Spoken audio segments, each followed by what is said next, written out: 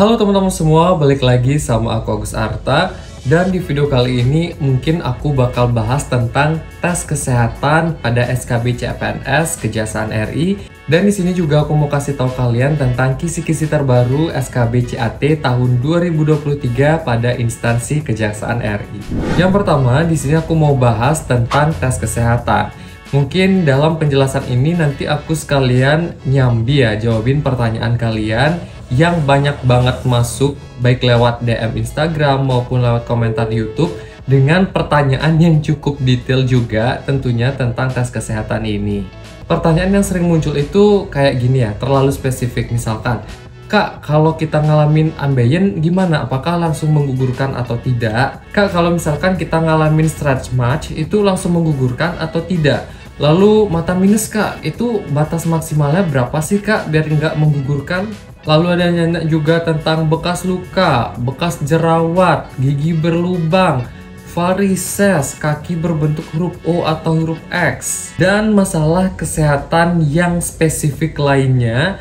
Pada nanya itu, Kak, itu langsung menggugurkan atau kita mendapatkan toleransi atau seperti apa sih sistemnya? Nah, untuk yang mau tahu gitu ya jawaban dari aku pribadi, kalian bisa tonton video ini sampai habis. Jangan skip-skip karena takutnya kalau kalian skip itu ada informasi yang kelewat dan nanti kalian bisa salah paham terhadap yang aku sampaikan.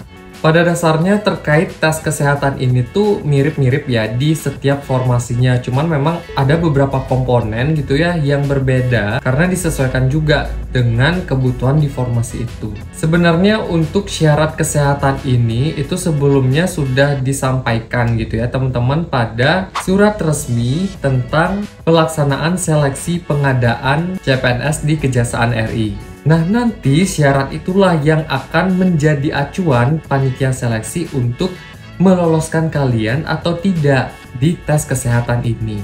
Nah, sebagai contoh, mungkin di sini aku gunakan formasi pengelola penanganan perkara ya, teman-teman. Untuk formasi yang lainnya seperti jaksa, terus ada juga pengelola barang bukti maupun penjaga tahanan. Nanti kalian bisa baca-baca aja sendiri di surat resminya. Aku bakal taruh ya di kolom deskripsi bawah video ini. Kalian bisa cari gitu ya di surat itu. Kalian bisa baca secara detail sendiri aja gitu. Dan nanti kalian juga bisa sesuaikan dengan penjelasanku pada video ini. Aku akan sampaikan sekali lagi ya teman-teman untuk syarat kesehatan di formasi pengelola penanganan perkara ini pada jalur umum ya. Karena untuk disabilitas itu nanti ada syaratnya beda lagi teman-teman. Nah, untuk tahu yang info lengkapnya kalian bisa baca-baca aja ya. Untuk surat resminya aku akan sertakan linknya di kolom deskripsi bawah video ini. Jadi nanti kalian tinggal cari aja tentang formasi yang kalian lamar. Oke, untuk syarat kesehatan di formasi pengelola penanganan perkara yaitu tidak pernah mengkonsumsi atau menggunakan narkotika, psikotropika, prekursor, dan zat adiktif lainnya, serta tidak buta warna baik parsial maupun total, tidak cacat fisik, tidak cacat mental, tidak bertato, tidak bertindik khusus untuk laki-laki, dan mempunyai postur badan dengan standar BMI antara 18,5 sampai dengan 28, serta dengan tinggi badan untuk laki-laki minimal 160 cm dan perempuan minimal 155 cm. Nah, dari syarat itu akan ada beberapa rangkaian tes kesehatan yang harus kalian lalui. Nah, untuk tes kesehatan di sini aku bakal jelaskan berdasarkan pengalaman aku tahun lalu ya saat mendaftar di formasi pengelola penanganan perkara. Dan untuk formasi-formasi lain gitu ya teman-teman, di formasi jaksa, di formasi penjaga tahanan maupun di pengelola barang bukti, itu aku udah tanya juga rekan-rekanku yang daftar di formasi itu, dan memang rata-rata untuk pelaksanaan tes kesehatan ini tuh sama kok teman-teman. Yang pertama ada pemeriksaan fisik. Nah, kalau aku kemarin ya teman-teman, pengalamanku pribadi itu kita disuruh telanjang bulat, nanti masuk ke ruangan. Kalau aku kemarin itu dalam satu ruangan ada kurang lebih sekitar 20 orang. Lalu nanti kalian itu akan dicek gitu ya tubuhnya apakah bertato atau tidak. Bentuk postur atau tulang tubuh kalian itu juga akan kelihatan kan, otomatis kan, karena kalian telanjang bulat gitu. Nah, misalkan kayak punggung kalian apakah bungkuk atau tidak gitu, terus dilihat kayak bentuk kaki kalian itu apakah mungkin berbentuk huruf X atau huruf O atau mungkin bentuk lainnya. Lalu tubuh kalian itu kan langsung kelihatan ya teman-teman, otomatis kan, kayak misalkan mungkin ditemukan ada bekas luka, ada bekas jerawat atau bekas jahitan. Selanjutnya kalian itu nanti akan dicek ambien gitu teman-teman. Jadi kalian disuruh untuk nungging gitu ya, nanti pantat kalian itu dilihat. Nggak hanya itu aja, alat kelamin kalian juga nanti akan dicek apakah terdapat masalah atau tidak. Terus untuk masalah varises itu kan pasti kelihatan ya teman-teman kalau kita udah telanjang bulat gitu.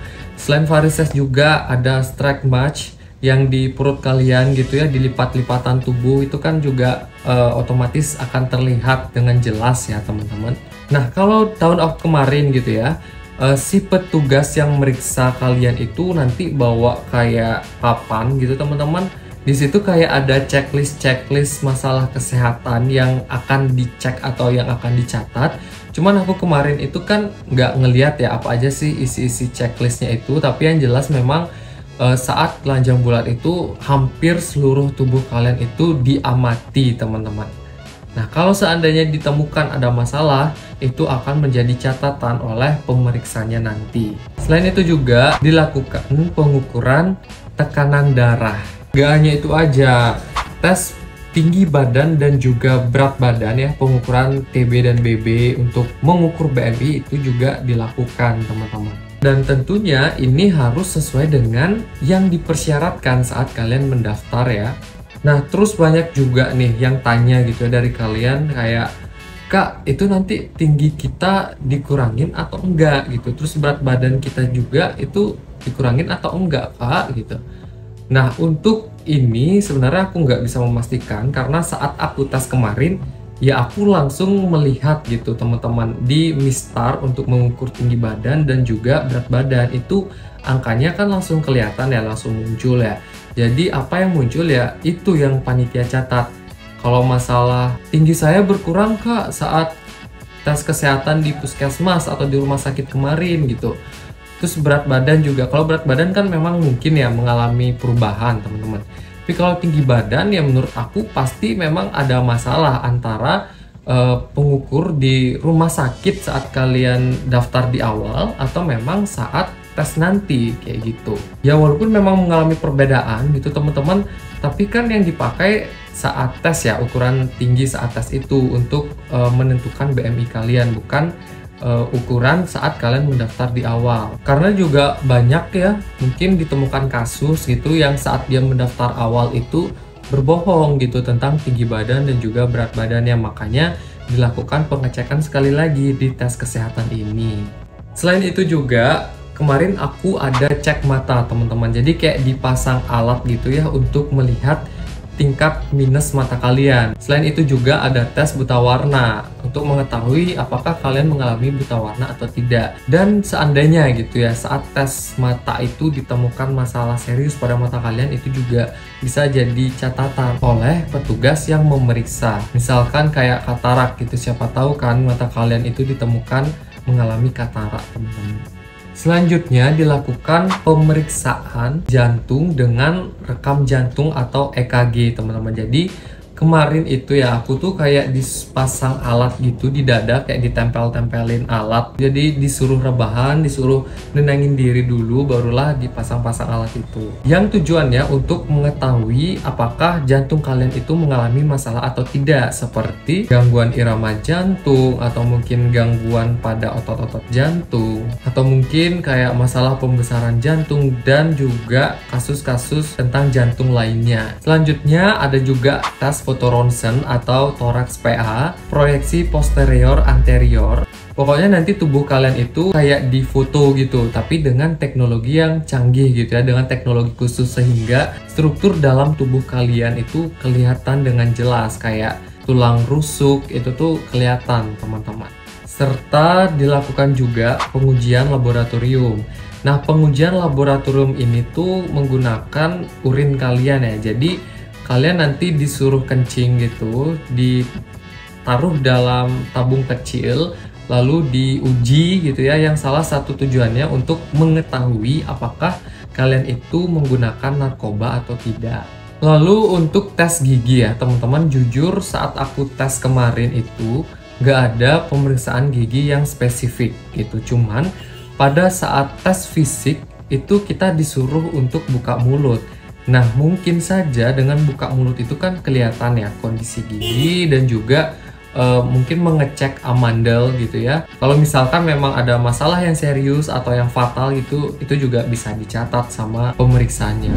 Dan di sini aku juga mau jawabin pertanyaan kalian ya, yang sangat-sangat spesifik dan bahkan nggak dijelasin di dalam pengumuman itu kayak, Kak, kalau ambeien itu gimana Kak? Langsung menggugurkan atau tidak? Terus misalkan ada yang tanya juga masalah strike match, masalah bekas luka, bekas jerawat, masalah bentuk kaki huruf O atau huruf X atau mungkin bentuk yang lainnya.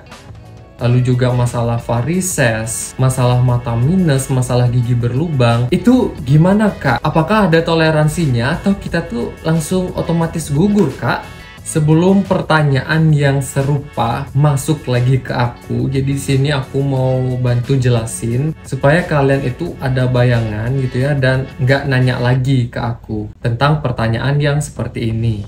Kalau kita lihat ya, pertanyaan dari kalian dan yang aku sampaikan tadi itu kan terlalu spesifik banget ya teman-teman, dan bahkan di surat resmi itu tidak dijelaskan apakah kayak ambeien itu langsung menggugurkan, lalu stretch mark, lalu varises, gigi berlubang, mata minus itu kan nggak secara gamblang gitu ya dikasih tahu di surat resmi akan menggugurkan atau tidak. Nah, jadi yang bisa menjawab pertanyaan kalian itu kalau kalian tanya gitu ya, Kak, yang ini menggugurkan atau tidak?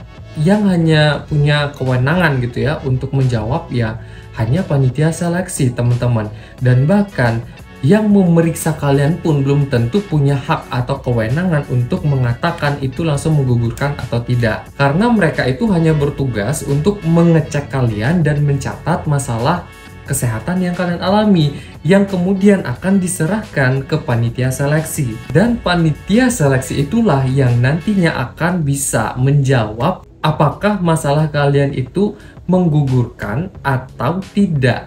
Tapi yang ingin aku kasih tahu di sini teman-teman ya, untuk masalah kesehatan gitu ya, yang udah jelas gitu, misalkan dilarang di pengumuman surat resminya itu, yaitu udah pasti akan menggugurkan kalau kalian melakukan pelanggaran di situ. Tapi kalau tidak dijelaskan di pengumuman itu ya berarti masih dalam tahap pertimbangan. Sebagai contoh misalkan, nah di surat resmi itu kan udah jelas banget tertera ya, kalian itu nggak boleh bertato, nggak boleh bertindik dan lain sebagainya.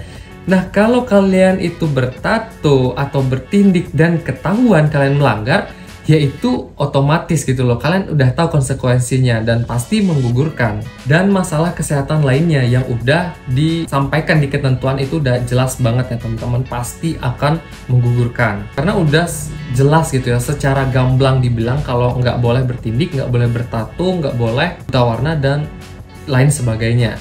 Tapi kalau misalkan kalian itu tanya gitu ya tentang pertanyaan di luar dari surat itu, misalkan kayak masalah stretch mark, masalah ambeien, masalah varises, masalah gigi berlubang, masalah mata minus, dan masalah kesehatan lainnya yang memang gak secara gamblang gitu ya disebutkan pada pengumuman, yaitu pasti akan masuk ke dalam tahap pertimbangan oleh panitia seleksinya. Dan nanti panitia seleksi akan menentukan apakah masalah kesehatan ini tuh masih ada toleransi atau langsung gugur kayak gitu.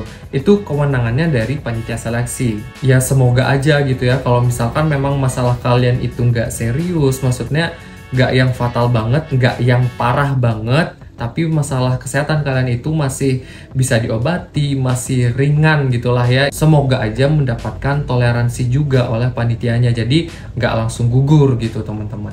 Sekali lagi aku betul-betul minta maaf banget ke kalian semua ya, khususnya buat kalian gitu yang bertanya ke aku pertanyaan terlalu spesifik gitu, yang kayak tadi aku sebutkan gitu, yang nggak ada dijelaskan dengan detail di pengumuman. Siapa tahu aja kurang memuaskan gitu ya bagi kalian terhadap tanggapan yang aku sampaikan. Ya aku hanya menjelaskan sesuai dengan tupoksiku aja teman-teman.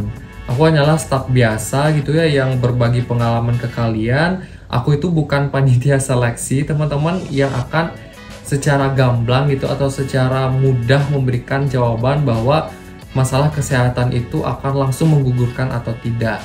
Semoga kalian habis nonton video ini jadi paham ya teman-teman dan gak nanyain lagi pertanyaan yang serupa ke aku, khususnya pertanyaan kesehatan yang nggak dijelaskan di pengumuman, karena banyak banget juga yang tanya dari kalian baik lewat DM Instagram maupun lewat komentar di YouTube gitu ya tentang pertanyaan kesehatan terlalu spesifik itu. Dan maaf banget juga kalau aku nggak bisa jawabin pertanyaan kalian satu persatu, karena aku juga jujur gitu ya bingung banget ngejawabinnya saat itu. Oleh karena itu aku buatkan video ini untuk kalian.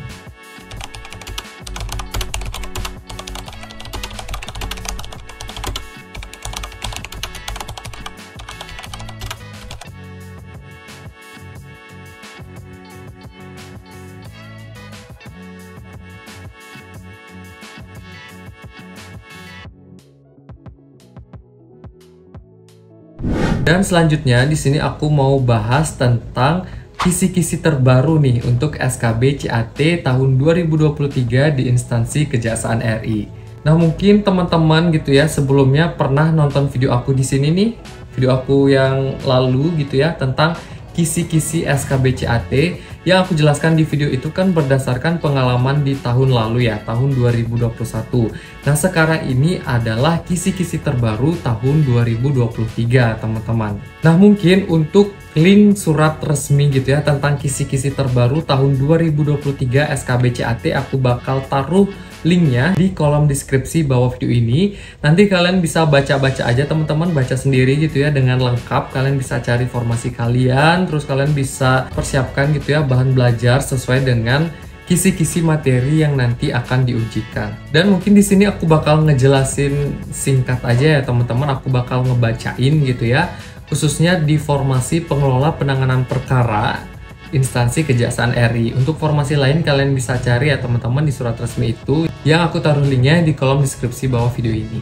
Berdasarkan surat dari Menteri Pendayagunaan Aparatur Negara dan Reformasi Birokrasi Republik Indonesia tentang materi pokok soal seleksi kompetensi bidang dengan CAT untuk seleksi pengadaan CPNS tahun anggaran 2023. Nah, itu disebutkan bahwa untuk formasi pengelola penanganan perkara, materi atau kisi-kisi yang akan diujikan sebagai berikut.